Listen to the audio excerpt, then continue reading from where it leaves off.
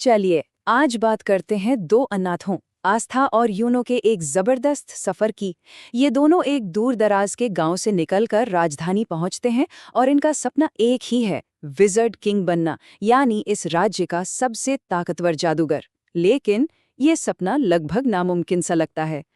अब देखिए, मंजिल तो एक है, पर रास्ते बिल्कुल जुदा हैं। एक तरफ है योनो, जिसे किस्मत ने 4 पत्तियों वाली एक बेहद नायाब ग्रिमवॉर मतलब जादुई किताब दी है। और वहीं दूसरी तरफ है हमारा हीरो आस्था, जिसके पास जादू का एक कतरा भी नहीं है। तो जैसे ही ये दोनों रॉयल कैपिटल में कदम रखते हैं, उनकी पुरानी दोस्ती और कह सकते हैं कि दुश्मनी दोनों ही फिर से ताज़ा हो जाती है। दोनों में बहस छिड़ जाती है कि आगे चलकर विज़र्ड किंग की गद्दी पर कौन बैठेगा। खैर, बहस अपनी जगह, और ये दोनों पहुंच जाते हैं परीक्षा वाली जगह पर। ये एक ऐसी जगह है जहां किसी की कीमत सिर्फ और सिर्फ उसकी जादुई ताकत से आंकी जाती है। यहीं से इनकी असली कहानी का आगाज होता है।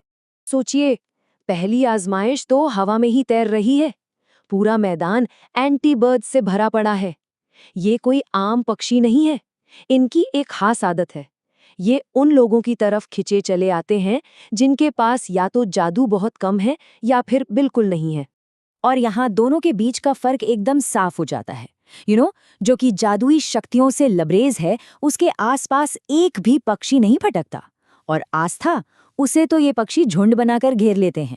सबके सामने ये बात खुल जाती है कि इस लड़के में जादू है ही नहीं।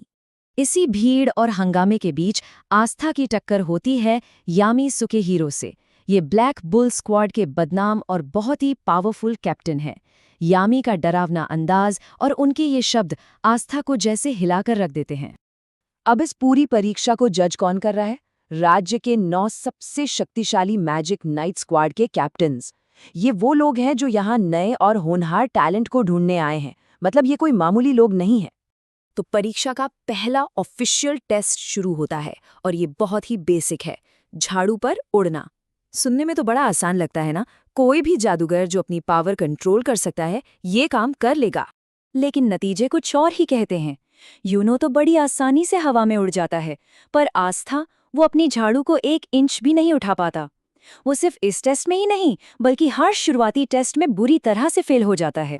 जब सारे टेस्ट्स में नाकामी हाथ लगती है, तो आस्था के पास खुद को साबित करने का बस एक आखिरी मौका बचता है, और वो है आमने सामने की लड़ाई।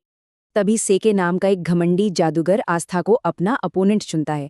वो उसका मजाक उड़ाता है, उसे एक आसान टारगेट समझता है, जिसके जरिए वो मैजिक नाइट्स में आसानी से एंट्री ले लेगा। लेकिन फिर कुछ ऐसा होता है जिसकी किसी को उम्मीद नहीं थी। आस्था अपने ग्रिम वॉर से एक बहुत बड़ी तलवार निकालता है और सेके को सिर्फ एक ही जोरदार वार में चित कर देता है। अपनी जीत के ठीक बाद आस्था पूरी भीड़ के सामने जोर से चिल्लाकर अपने सपने का ऐलान करता है। एक ऐसा सपना जो बिना जादू वाले लड़के के लिए नामुमकिन जैसा लगता है। खैर, परीक्षाएं खत्म होती हैं और अब वक्त आता है उस पल का जब 9 कैप्टन्स ये चुनेंगे कि वो किसे अपने स्क्वाड में शामिल करना चाहते हैं। यहीं पर सबकी किस्मत का फैसला होना है। और ये एक ऐतिहासिक पल बन जाता है। यूनो के लिए 1-2 नहीं, बल्कि सभी 9 कैप्टन्स हाथ उठाते हैं।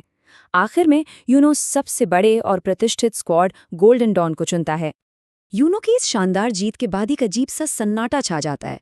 जब आस्था की बारी आती है तो कोई भी हाथ नहीं उठता। 0। उसे पूरी तरह से रिजेक्ट कर दिया जाता है।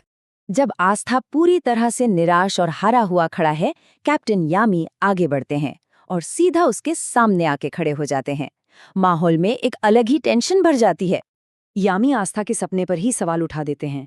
वो उसे हकीकत का आईना दिखाते हैं कि भाई कोई भी ऐसे मैजिक नाइट को क्यों चाहेगा जिसकी अजीबोगरीब ताकत के बारे में कोई कुछ जानता ही नहीं। इतनी बेइज्जती और रिजेक्शन के बाद भी आस्था बिना हिचकिचाए पूरे जोश और पक्के इरादे के साथ अपने सपने को दोहराता है। उसकी आवाज में जरा भी शक नहीं था। आस्था का ये जज्बा देखकर यामी जोर से हंस पड़ते हैं, और फिर वो एक ऐसा फैसला लेते हैं जो सबको चौंका देता है। वो उस बिना जादू वाले लड़के को कहते हैं कि वो उन्हें पसंद आया और उसे अपने स्क्वाड ब्लैक बुल्स में शामिल होने का ऑफर देते हैं।